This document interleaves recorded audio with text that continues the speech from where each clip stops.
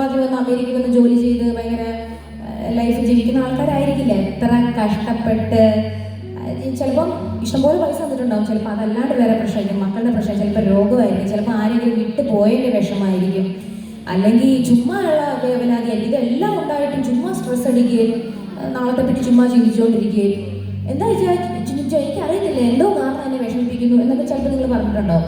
അങ്ങനെയൊക്കെയുള്ള ആൾക്കാരുണ്ടാവും. അപ്പോൾ ഒന്നിരുന്ന് സമാധാനത്തോടു കൂടി എന്തിനാണ് ഈ ടെൻഷൻ, ഇത്രയും ദൈവം നമ്മൾ നമ്മെ നോക്കിയിട്ടുണ്ടെങ്കിൽ ഇനി അങ്ങോട്ടും വളരെ സ്മൂത്തായിട്ട് ഹാപ്പി ആയിട്ട് നമുക്ക് ചില പ്രശ്നങ്ങൾ വന്നാലും അതൊക്കെ നമുക്ക് തരണം. എന്നോട് മമ്മിയൊക്കെ പറയണേ, എന്തൊക്കെ പ്രശ്നം വന്നാലും നമ്മളെന്തിനു വിഷമിക്കുന്നത്, അതൊക്കെ ഭയങ്കര പവറാണ്. പ്രാർത്ഥിക്കുന്നവർക്ക് മാത്രം. എനിക്ക് അത്രയില്ല കേട്ടോ. എൻ്റെ അമ്മയൊക്കെ ഭയങ്കര പ്രാർത്ഥന, ഒരു ദിവസം പോലും ബൈബിൾ വായിക്കാതെ വീട്ടിൽ കുരിശൊരി ഇല്ലാതെ പറ്റില്ല.